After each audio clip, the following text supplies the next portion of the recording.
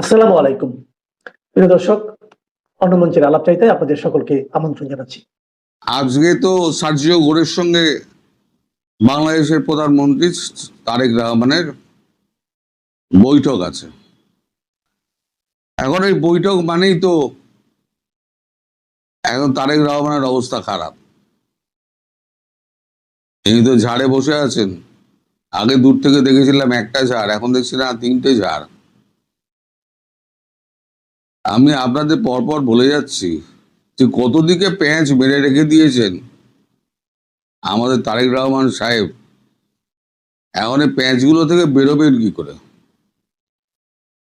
এক হচ্ছে তো আমাদের যাওয়ার সময় মহান দেশপ্রেমী ইউনুস যাওয়ার 10 তারিখ বা 12 তারিখ যাওয়ার 3 দিন আগে 9 তারিখে একটা গোলামি চুক্তি করে গেলেন। সেই চুক্তি অনুযায়ী কিন্তু মানে চুক্তির বাইরে কাজ করলে আমেরিকা প্রশাসনে চুক্তির বাইরে কাজ করলে ইনডিমিনিটি বলে কিছু নেই।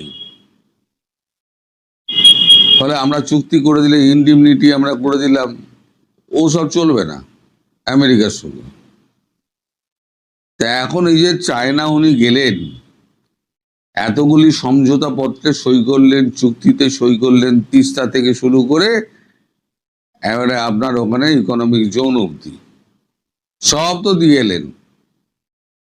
আবার চুক্তি করে রেখে দিয়েছেন পশু খাদ্য থেকে আপনি মানে যুদ্ধাস্ত্র পর্যন্ত সব কিনবেন আমেরিকা থেকে, খাদ্য পণ্য তেল যা যা আছে সবকিছু। মানে আমেরিকার করদরাজ্য। আপনি তো এখন আমেরিকার জেলে বন্দি। তার জেলে বন্দি আসামি এই চুক্তি করে কি করে? প্রথম তো এই উত্তর আপনাকে দিতে হবে। এ তো গেল আপনার প্রথম জট। এই যে আমি বলছি দর্শক, একটা যদি আমি ভুল বলি আপনারা আমার সমালোচনা করবেন, কঠোর সমালোচনা করবেন। দ্বিতীয় জট সেটা হচ্ছে চীন এবং ভারতের মধ্যে সম্পর্কে টানাটানি। এখানে ভারত, চীন, রাশিয়া একটা ত্রয়ী শক্তি, যারা নিজেরা গাঁটছড়া বাঁধার চেষ্টা করছে। কিন্তু সেখানে চায়না, তারা বিস্তারবাদী, তারা সবসময় বিস্তার করতে চায়। সে আমাদের অরুণাচলও এখনো আছে। এখন এখন বর্ডার ডিসপুটটা বন্ধ হওয়ার পর এখন যে যার জায়গায় ফিরে গেছে। এখন আর হচ্ছে না। 2 বছর আগে অব্দি হয়েছিল, গালওয়ানো হয়েছিল, সে তো আপনারা সব খবর টবর রাখেন। এই যে ভারতকে উপেক্ষা করে, আমেরিকাকে উপেক্ষা করে তিনি চীনের কোলে গিয়ে বসলেন, তার সদুত্তর তো তাকে দিতে হবে। দ্বিতীয় যেটা বলছিলাম, এবার যদি চীনের কোলে উনি যান, তাহলে এক আমেরিকা খেপবে, 2 হচ্ছে ভারত খেপবে। এর মাঝে আবার ইসরায়েলের আপনার ওই পাসপোর্টে এক্সেপ্ট ইসরায়েল বেড়ে দিয়েছেন আপনাদের মৌলবাদীদের খুশি করার জন্য। তাতে কি হলো? তাহলে আপনারা ইরানকে সাপোর্ট করলেন, খুব ভালো কথা। ইরান আপনাকে কি দেবে না দেবে আমি জানি না, কোনো প্রতিশ্রুতি হয়েছে বলেও আমি জানি না। শুধু জেহাদিদের সাপোর্ট করার জন্য নিজের দেশকে এতটা বিপদে ফেললেন। আর আমেরিকার বন্ধু হচ্ছে ইসরায়েল এবং ভারতের বন্ধু ইসরায়েল। এবার ইসরায়েল ধীরে ধীরে, আমি সে ভিডিও আপনাদের দেখিয়েছি, দরকার হলে শেষে একবার জুড়ে দেবো, সেই ভিডিওটা দেখে নেবেন। এই ভিডিও শেষে ওই ভিডিওটা আমি লাগিয়ে দেবো, আমাদের টিভিতে কি বলছে সেটাও আপনারা দেখে নেবেন। ব্রিক্সের যে মিটিং, তিনি যদি সেটা অ্যাভয়েড করেন তাহলে পরে খুব মুশকিল। ভারত আরো গলা চেপে ধরবে। আর যদি আসেন তাহলে আমেরিকা খেপবে। তাহলে তুমি আমেরিকার সঙ্গে, একে চীনের সঙ্গে গদ্দারি করলে যোগ দিয়ে, আবার তুমি ব্রিক্সে যাচ্ছ, যেটা সব থেকে ভয়ের ব্যাপার আমেরিকার, সেইখানে সব মিলিয়ে তালগোল পাকিয়ে গেছে। আমি বলছি না, পুরো লেবড়ে দিয়েছে। কে বুদ্ধি দিচ্ছে আমি জানি না, তবে ল্যাবড়ানো বুদ্ধি দিচ্ছে। এই সুযোগটাকে কাজে লাগাবেন শেখ হাসিনা। আমি বরাবরই বলেছি, আমি সেপ্টেম্বর বলছি, কিন্তু এর মধ্যে ক্যামোফ্লেজিং আছে। মনে পড়ছে এই বলেছিলাম, এর মধ্যে ক্যামোফ্লেজিং আছে। সেটাই আস্তে আস্তে বেরোলো যে উনি বলেছেন সবাই রেডি থাকো, যে কোনো মুহূর্তে সুযোগ এলেই আমরা ঢুকে যাব। এই যে ক্যামোফ্লেজিং, এটা আরো বিপদে ফেলে দিয়েছে। উনি ভাবছেন যে 12-13 তারিখে ব্রিক্সের মিটিং আছে, আমি যদি চলে যাই তাহলে পরে ওই সময় যদি শেখ হাসিনা পুট করে ঢুকে পড়ে তাহলে কি হবে। আবার যদি নাও যাই তাহলে পরে ভারত আমার গলা টিপে ধরবে। এবং ইসরায়েল, তাকে তো আপনি চটিয়েছেন এক্সেপ্ট ইসরায়েল বলে, তার মানে আপনি ইরানকে সাপোর্ট করলেন। সব মিলালে যা দাঁড়াচ্ছে, চালে ডালে মশলায় একেবারে আলু ফালু দিয়ে পুরো খিচুড়ি বানিয়ে দিয়েছেন। এবার খিচুড়ি থেকে আপনি উদ্ধার পাবেন কি করে? সার্জিও করতো আজকে আপনার চামড়া ছাড়াবে। দীনেশ ত্রিবেদীর সঙ্গে বৈঠক এবং খলিলুরের সঙ্গে যে বইটা হয়েছে, খলিলুরকে তিনি কম কথা, মানে আমাদের দীনেশ ত্রিবেদী কিন্তু শোনাননি। উনি কিন্তু বলেছেন আমাদের জল নিয়ে, যখন খলিলুর বলেছিল জলটা দেখতে হবে গঙ্গা পান চুক্তি, তখন উনি বলেছেন রক্ত আর জল একসঙ্গে বইতে পারে না। এটা কিন্তু প্রথম বলেছিলেন জয়শঙ্কর ইউনাইটেড নেশনে দাঁড়িয়ে এক প্রশ্নের জবাবে। তিনি পরিষ্কার বলেছিলেন রক্ত আর জল দুটো একসঙ্গে বইতে পারে না। সেটারই রিপিটেশন করেছেন আমাদের দীনেশ ত্রিবেদী। অর্থাৎ গঙ্গা চুক্তি আপনাদের গঙ্গার জলে গেছে, আপাতত গঙ্গা চুক্তিভুক্তি হবে না। আর সময়টাও পেরিয়ে গেছে, সামনে আসছে গ্রীষ্মকাল।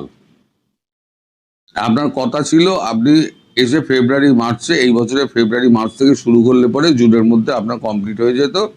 আপনার এগ্রিমেন্টটা যাই হোক না কেন, আপনার পটকে পাটকে হলো ইন্ডিয়ার সঙ্গে আপনার এগ্রিমেন্টটা আপনি এবার কোর্টে যাবেন, ইন্টারন্যাশনাল কোর্ট অফ জাস্টিসে যাবেন। কি হবে? পাকিস্তানে তো গেছে, আমরা আছি ওপরের দিকে। আমরা বলছি আমরা নিজেরাই জল পাচ্ছি না, তোমায় কি জল দেবো? আগে তো আমি নিজে খাই, তারপর তো আর লোককে খাওয়াবো। আমার জল আমি নিজের জনগণ, 140 কোটি আমার জনগণ, তার জনগণকে লাগবে, আমি 18 কোটিকে দিতে পারবো না। আপনি কি করবেন? আপনার কিছু করার নেই। তাহলে আপনাকে যেটা করতে হবে এখন, সবার সঙ্গে সুসম্পর্ক স্থাপন করতে গেলে একেবারে মোদিজির পায়ে ড্রাইভ দিয়ে দিন। আপনাকে সেই ড্রাইভ দিতেই হবে। আমি বলছি আপনাকে, আজ হোক 2 মাস বাদে হোক, নরেন্দ্র মোদীর পায়ে আপনাকে ড্রাইভ দিতেই হবে, নইলে এই সংকট থেকে আপনাকে কেউ বাঁচাতে পারবে না। ওই মালদ্বীপের প্রেসিডেন্ট দেখেছিলেন না, তিনি খুব লাফালাফি করতেন। তিনি তো প্রথম ইন্ডিয়া বয়কট শুরু করেছিলেন, তারপরে তো আপনার ইন্ডিয়া বয়কট শুরু হলো। তারপর নাকে খত দিয়ে এলো, এসে আমাদের প্রধানমন্ত্রীর সঙ্গে দেখা করে তারপর সব সমস্যা মেটালো। আপনাদেরও তাই করতে হবে। কিন্তু আমেরিকা আপনার কি হাল করে আগে সেইটা দেখুন। ওখানে কোনো ইনডিমনিটি নেই, বললাম না, ওখানে কোনো ইনডিমনিটি নেই। আপনার ওখানে আপনার কঠিন শাস্তি পেতে হবে। এবং ওই ক্লজে আমি শুনেছি, আমি তো দেখিনি, ওই ক্লজে নাকি এক জায়গায় লেখা আছে যে এই চুক্তি ভঙ্গ করলে 100 ট্রিলিয়ন ডলার, 100 ট্রিলিয়ন ডলার মানে চুক্তি ভঙ্গের খেসারত দিতে হবে। আর নইলে এই দাও ওই দাও সেই দাও, সব লিখে দাও, পারলে পুরো দেশটা লিখে দাও। সেটা করলো আবার এখানে ওখানে 3টে শক্তি মিলে আপনাকে মেরে সব শেষ করে দেবে। রাশিয়া, চায়না, আমেরিকা তিনটে শক্তি মিলে আপনাকে শেষ করে দেবে। তাহলে আপনি যাবেন কোথায়?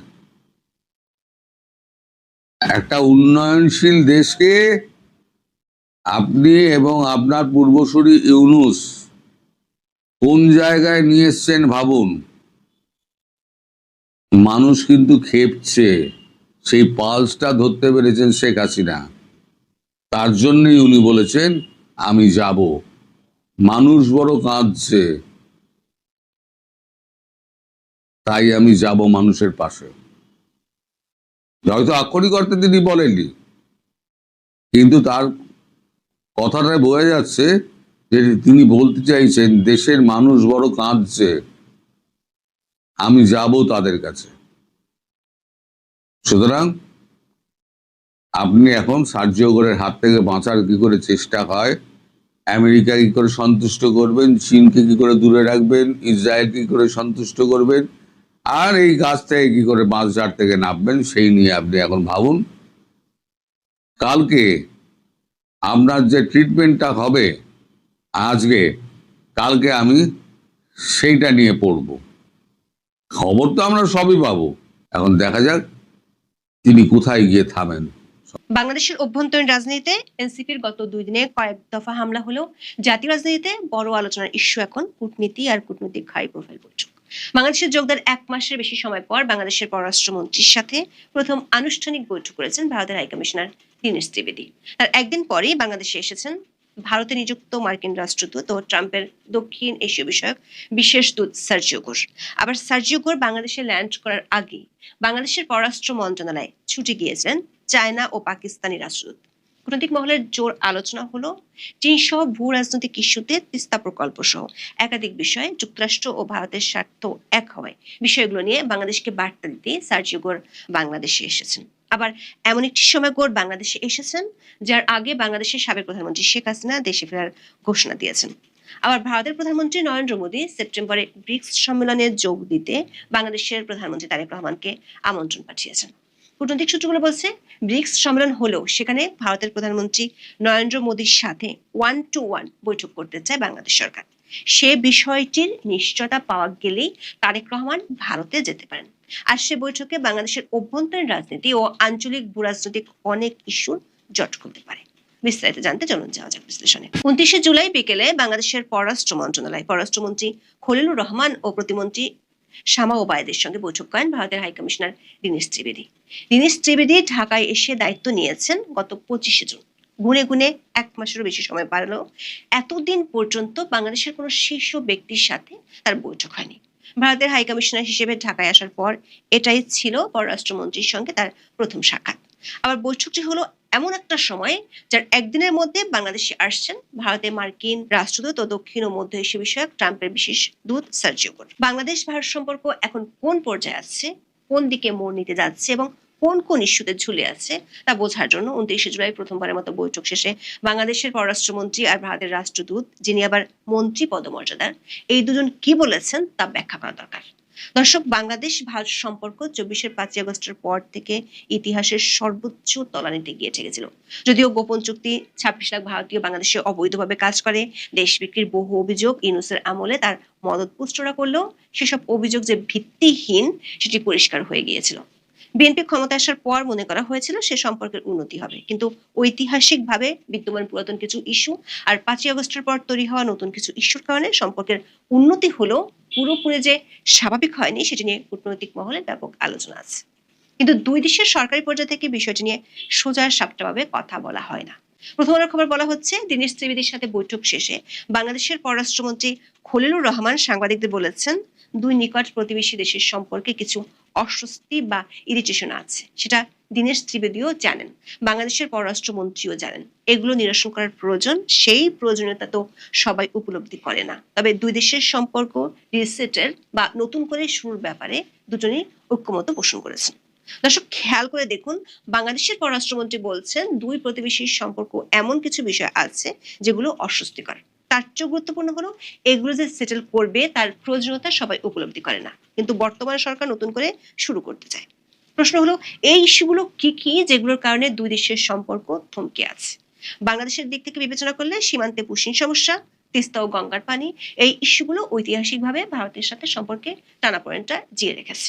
ডেইলি স্টার খবরে বলা হয়েছে, তিস্তা চুক্তি নিয়ে কোনো আলোচনা হয়েছে কিনা এমন প্রশ্নের জবাবে ভারতীয় হাইকমিশনার দীনেশ ত্রিবেদী বলেছেন, পারস্পরিক বোঝাপড়ার মাধ্যমে সমাধান করা যায় না এমন কোনো সমস্যা নেই। শেষ পর্যন্ত সবচেয়ে গুরুত্বপূর্ণ বিষয় হলো মানুষ এবং দুই দেশের জনগণের কল্যাণ। অন্যদিকে ডিসেম্বরের শেষ হচ্ছে গঙ্গা পানি বন্টন চুক্তির মেয়াদ। এই চুক্তি নবায়নের সময় ঘনিয়ে আসা বিষয়ে প্রশ্নের জবাবে তিনি বলেন, এ বিষয়ে দুই দেশেরই একটি করে ওয়ার্কিং গ্রুপ রয়েছে, তারা সক্রিয়ভাবে কাজ করবে এবং পারস্পরিক যোগাযোগ অব্যাহত রাখবে। পারস্পরিক বোঝাপড়ার মাধ্যমে সমাধান করা যায় না এমন কোনো সমস্যা নেই। তবে এইসব ইস্যুকে ছাড়িয়ে 5ই আগস্টের পর প্রতিবেশী এই দুই দেশের সম্পর্কের ক্ষেত্রে প্রভাব রাখা সবচেয়ে গুরুত্বপূর্ণ ইস্যু হলো বাংলাদেশের সাবেক প্রধানমন্ত্রী শেখ হাসিনা। বিশেষ করে তিনি সবশেষ রয়টার্স ও এপির মতো আন্তর্জাতিক সংবাদ মাধ্যমকে বলেছেন, চলতি বছরের ডিসেম্বরের মধ্যে দেশে ফিরে আদালতে আত্মসমর্পণ করবেন তিনি। রয়টার্সকে টেলিফোন সাক্ষাৎকারে এমন কথা বলার পর থেকে বাংলাদেশের সরকারি ও রাজনৈতিক মহলে ব্যাপক প্রতিক্রিয়া এবং আলোচনা হতে দেখা যাচ্ছে। এমনকি আন্তর্জাতিক গণমাধ্যমগুলো এই খবরকে বেশ গুরুত্ব দিয়ে প্রকাশ করেছে। কূটনৈতিক বিশেষজ্ঞদের ধারণা, স্বাভাবিকভাবে বাংলাদেশ ভারতের সম্পর্কের ক্ষেত্রে ঐতিহাসিক বিষয়গুলোর টানাপোড়েন আদৌ দূর হবে কিনা তা অনেকখানি নির্ভর করছে এই ইস্যুটির উপর। যদিও বাংলাদেশের পক্ষ থেকে বিভিন্ন সময় বলা হচ্ছিল, প্রত্যর্পণ চুক্তির অধীনে শেখ হাসিনাকে ফেরত চেয়ে একাধিকবার বাংলাদেশ সরকার ভারত সরকারের কাছে নোট ভার্বাল পাঠিয়েছে। ভারত সরকারও বিষয়টি স্বীকার করে আনুষ্ঠানিকভাবে ওই অনুরোধের আইনি দিক পরীক্ষা করছে বলে জানিয়েছে। আবার ভারতের পররাষ্ট্রমন্ত্রী বলেছিলেন, শেখ হাসিনার ফিরে যাওয়া না যাওয়া একান্ত তার ব্যক্তিগত সিদ্ধান্ত আর তার নিরাপত্তা ইস্যুটি একসাথে জড়িত। কিন্তু পারস্পরিক সমঝোতা ছাড়া যে শেখ হাসিনার ইস্যুটি শুরু হবে না সেটি এতদিনে জলের মতো পরিষ্কার হয়ে গেছে। প্রশ্ন হলো, শেখ হাসিনার দেশে ফেরার ঘোষণার পরে পারস্পরিক সমঝোতার তীব্রতা বাড়লেও উদ্যোগ কি নেওয়া হয়েছে?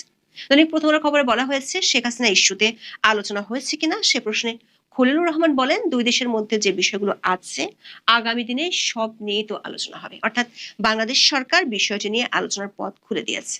বোঝা যাচ্ছে যে ইস্যুটি নিয়ে এই মুহূর্তে দুই প্রতিবেশী দেশের মধ্যকার সম্পর্ক বেশি আটকে আছে, সেই ইস্যুটি নিয়ে আনুষ্ঠানিক কিংবা অনানুষ্ঠানিক আলোচনার পথ খুলতে যাচ্ছে। সে আলোচনা ঠিক কবে শুরু হতে পারে এমন ইঙ্গিত পাওয়া গেছে খলিলুর রহমান এবং দীনেশ ত্রিবেদীর বৈঠক থেকে। বাংলাদেশে যুক্ত ভারতের হাইকমিশনার দীনেশ ত্রিবেদী বুধবার বলেছেন, এমন কোনো সমস্যা নেই যা সমাধান করা যায় না। একই ধরনের কথা বলেছেন বাংলাদেশের পররাষ্ট্রমন্ত্রীও। ভারতীয় হাইকমিশনার আশা করছেন, প্রধানমন্ত্রী তারেক রহমান ভারত সফর করলে দ্বিপক্ষীয় সম্পর্ক আরো গঠনমূলকভাবে এগিয়ে যাবে। সূত্রগুলো বলছে, আগামী 12-13 সেপ্টেম্বর নয়াদিল্লিতে ব্রিক্সের সম্মেলন অনুষ্ঠিত হবে। যদিও বাংলাদেশ ব্রিক্সের সরাসরি সদস্য নয়, তারপরও ভারতের প্রধানমন্ত্রী নরেন্দ্র মোদী বাংলাদেশের প্রধানমন্ত্রী তারেক রহমানকে এই সম্মেলনে যোগ দিতে আমন্ত্রণ পাঠিয়েছেন। ঢাকা ও দিল্লির কূটনৈতিক সূত্রগুলো বলছে, গত 14 জুলাই ঢাকায় ভারতীয় হাইকমিশনের মাধ্যমে পররাষ্ট্র মন্ত্রণালয়ে একটি কূটনৈতিক পত্র পাঠানো হয়। এতে ভারতের প্রধানমন্ত্রী নরেন্দ্র মোদী বিমস্টেকের বর্তমান চেয়ারম্যান হিসেবে প্রধানমন্ত্রী তারেক রহমানকে আগামী 12-13 সেপ্টেম্বর নয়াদিল্লিতে অনুষ্ঠেয় 18তম ব্রিক্স শীর্ষ সম্মেলনের আউটরিচ পর্বে যোগ দেওয়ার আমন্ত্রণ জানান। ব্রিক্স উদীয়মান অর্থনীতির দেশগুলোর জোট। বিমস্টেক হলো বঙ্গোপসাগরীয় অঞ্চলের দেশগুলোর সহযোগিতার জোট। ব্রিক্সের আউটরিচ পর্বে সাধারণত সদস্য নয় এমন নির্বাচিত দেশ ও আঞ্চলিক সংস্থার নেতাদের অংশগ্রহণের সুযোগ দেওয়া হয়। কূটনৈতিক সূত্রে জানা গেছে, ভারত এই আমন্ত্রণটি দুটি দেশের সম্পর্কের কারণে পাঠিয়েছে দক্ষিণ ও দক্ষিণ পূর্ব এশিয়ার দেশগুলোর অর্থনৈতিক সহযোগিতা বিষয়ক জোট বিমস্টেকের সভাপতি হিসেবে। সে কারণে বাংলাদেশ সরকার নিশ্চিত হতে চায় ভারত সরকারের শীর্ষ নেতৃত্বের সঙ্গে দ্বিপক্ষীয় 1-to-1 বৈঠক করা যাবে কিনা। এই নিশ্চয়তার উপর নির্ভর করছে তারেক রহমান ব্রিক্সের সম্মেলনে যাবেন কি যাবেন না সেই সিদ্ধান্ত। তবে দিল্লির কূটনৈতিক সূত্র বলছে, 29শে জুলাই বাংলাদেশের পররাষ্ট্রমন্ত্রীর সঙ্গে বৈঠকের পর ভারতীয় হাইকমিশনার দীনেশ ত্রিবেদী বিষয়টি ভারত সরকারের শীর্ষ পর্যায়কে জানিয়েছেন। আশা করা হচ্ছে, বর্তমান ঢাকা দিল্লির সম্পর্কের প্রেক্ষাপটে শীর্ষ সম্মেলনের ফাঁকে ভারতের প্রধানমন্ত্রী নরেন্দ্র মোদীর সঙ্গে প্রধানমন্ত্রী তারেক রহমানের বৈঠক হতে পারে এবং সে বৈঠকে খুব গুরুত্বপূর্ণ 4 থেকে 5টি ইস্যু নিয়ে আলোচনা হবে। কূটনৈতিক সূত্রগুলো বলছে, ভারতের সাথে চলমান এসব ইস্যু এবং দেশটির সাথে বাংলাদেশের সম্পর্ক কোন দিকে যাচ্ছে সেটি শুধু ভারত বাংলাদেশ নয়, এর সাথে আরো একটি দেশ জড়িত এবং সেটি হলো আমেরিকা। বিশেষ করে ট্রাম্পের বিশেষ দূত সার্জিও গোর এই মুহূর্তে বাংলাদেশ সফরে আসায় এই আলোচনাটি আরো জোরালো হয়ে উঠেছে। দৈনিক মানবজমিন তার এই সফরকে ঘিরে শিরোনাম করেছে, ঢাকার ওয়াশিংটন পরীক্ষা। রিপোর্টটিতে বলা হয়েছে, বাংলাদেশের পররাষ্ট্রনীতির জন্য নতুন এক পরীক্ষার মুহূর্ত তৈরি করেছে ওয়াশিংটন। প্রধানমন্ত্রী তারেক রহমানের বেজিং সফরের 33 দিনের মাথায় ঢাকায় এসেছেন মার্কিন প্রেসিডেন্ট ডোনাল্ড ট্রাম্পের দক্ষিণ ও মধ্য এশিয়া বিষয়ক বিশেষ দূত সার্জিও গোর। গত জানুয়ারিতে নয়াদিল্লিতে যুক্তরাষ্ট্রের রাষ্ট্রদূতের দায়িত্ব নেওয়ার পর এই প্রথম বাংলাদেশ সফরে এসেছেন তিনি। 30 জুলাই গোর ঢাকায় আসেন। সন্ধ্যায় রাষ্ট্রীয় অতিথি ভবন পদ্মায় পররাষ্ট্রমন্ত্রী খলিলুর রহমানের সঙ্গে বৈঠকে বসেন এই মার্কিন কূটনীতিক। পররাষ্ট্র মন্ত্রণালয়ের কর্মকর্তারা জানান, সন্ধ্যা 6টার পর পররাষ্ট্রমন্ত্রী ও যুক্তরাষ্ট্রের বিশেষ দূত তাদের প্রতিনিধিদের সঙ্গে নিয়ে বৈঠকে বসেন। পরে খলিলুর রহমানের সঙ্গে প্রায় 20 মিনিট একান্তে কথা বলেন সার্জিও গোর। পররাষ্ট্রমন্ত্রীর সঙ্গে বৈঠকের পর সামাজিক যোগাযোগ মাধ্যম এক্সে এক পোস্টে সার্জিও গোর লিখেছেন, অনেক ইতিবাচক অগ্রগতি ঘটেছে। কূটনৈতিক সূত্রগুলো বলছে, সার্জিও গোরের সফরকে ঘিরে ঢাকা, নয়াদিল্লি ও বেজিং এই ত্রিভুজের ভূরাজনৈতিক সমীকরণও আলোচনায় উঠে এসেছে। যদিও বাংলাদেশের পক্ষ থেকে সরকারি পর্যায়ে সফরটিকে বাংলাদেশ যুক্তরাষ্ট্রের দ্বিপক্ষীয় সম্পর্কের অংশ হিসেবে তুলে ধরা হচ্ছে। মার্কিন বিশেষ দূতের সফরের আগের দিন ভারতের হাইকমিশনার দীনেশ ত্রিবেদীর সঙ্গে তার বৈঠকের প্রসঙ্গ টেনে সাংবাদিকরা জানতে চেয়েছিলেন খলিলুর রহমানের কাছে। তিনি বলেছিলেন, দুটি ঘটনার মধ্যে কোনো সম্পর্ক নেই।